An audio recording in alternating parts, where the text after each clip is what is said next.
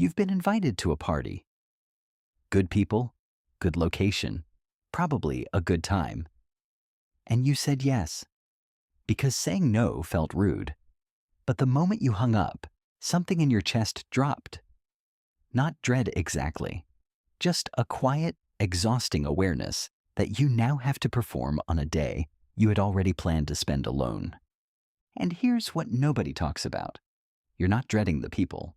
You're mourning the version of Saturday you already had in your head. If that hits a little too close, stay with me. Because today we're going inside the psychology of people who genuinely prefer staying home. Not the ones who are afraid of the world, but the ones who have simply discovered something most people never slow down long enough to find. Let's start with what society tells you.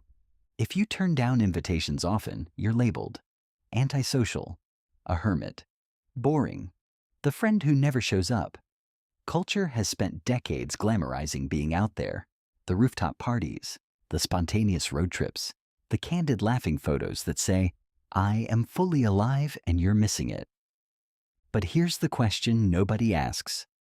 Missing what exactly? Because for a significant portion of the population, the most alive they ever feel is at home. Quiet, unbothered, completely in control of their own atmosphere. And that's not a personality flaw. That's a nervous system type. Here's the psychology. Think of it like a battery. But not everyone's battery works the same way. Extroverts charge in crowds. The noise, the movement, the energy of other people, that's their power source. They arrive home from a party fuller than when they left. But if you're someone who prefers staying home, your battery charges in quiet. And it drains slowly, steadily, every time you're in an environment that demands more from your nervous system than it wants to give. Psychologists call this optimal stimulation theory.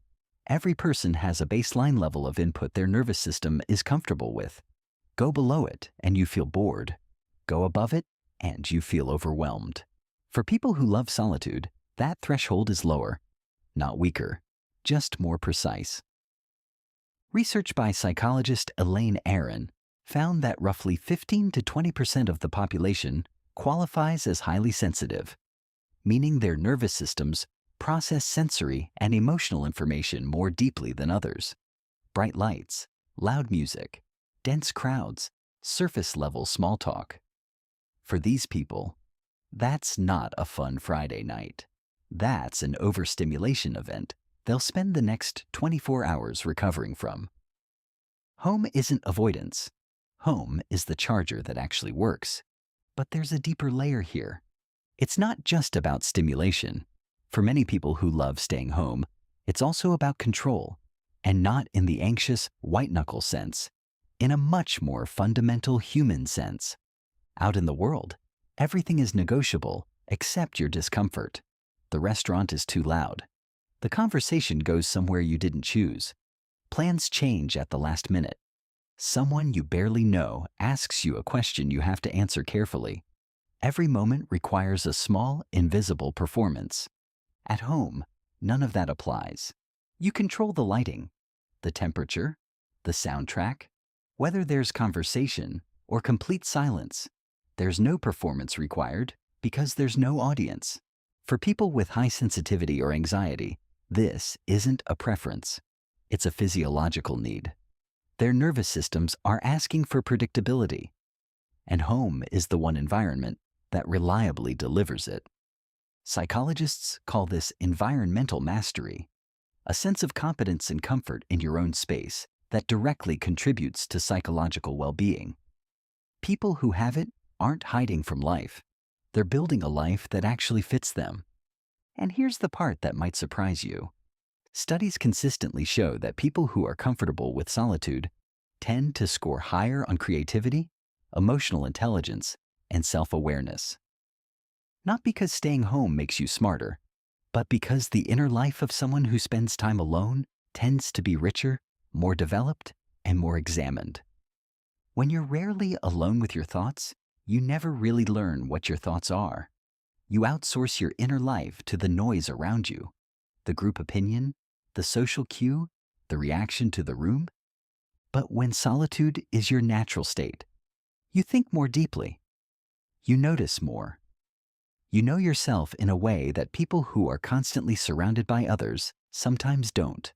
There's a concept in psychology called interoception, the ability to sense and understand what's happening inside your own body and mind.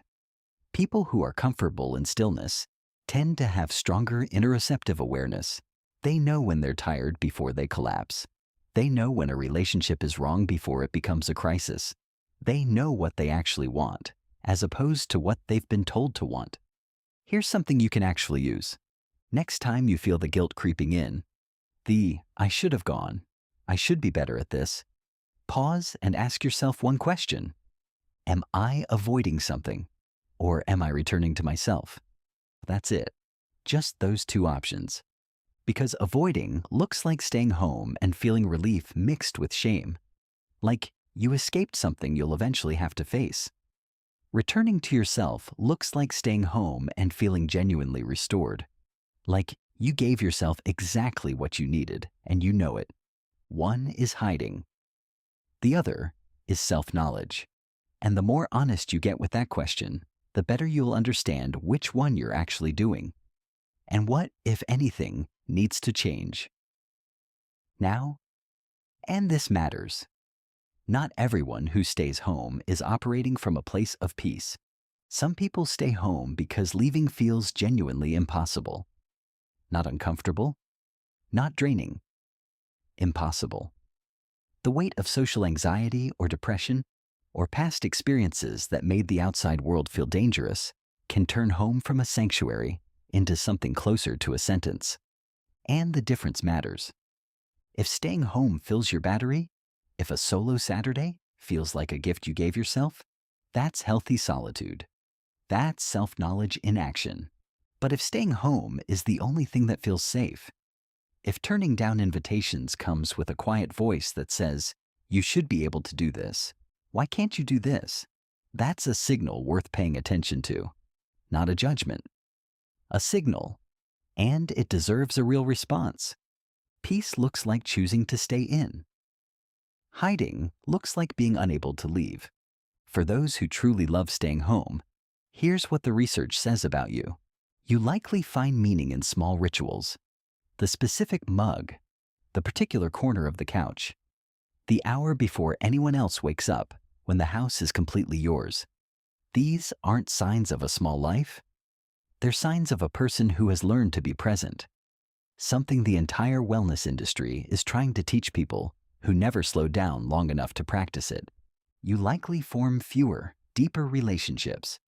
Not because you can't connect, but because you've stopped spending relational energy on connections that don't feed you.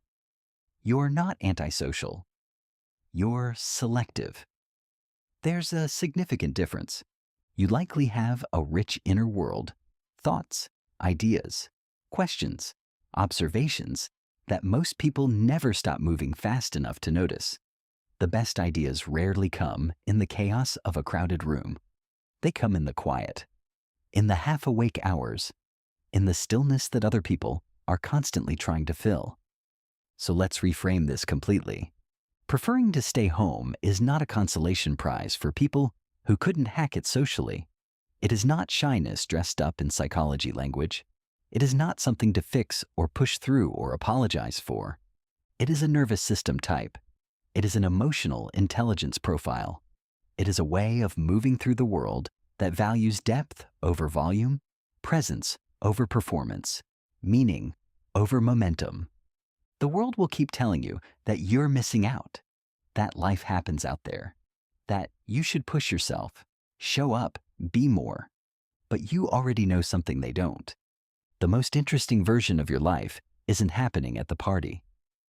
It's happening in the quiet moments you protect fiercely, the ones where your battery is full, your mind is clear, and no performance is required. That's not missing out. That's knowing exactly what you came here for. Before you go, I post every week on the psychology behind why you think, feel, and behave the way you do. If that's something you want more of, subscribe so you don't miss it. It's free, and it might be the most useful thing you do this week. And tell me in the comments, what's the one thing you love most about a day spent entirely at home? I read every single one, and your answer might end up shaping the next video.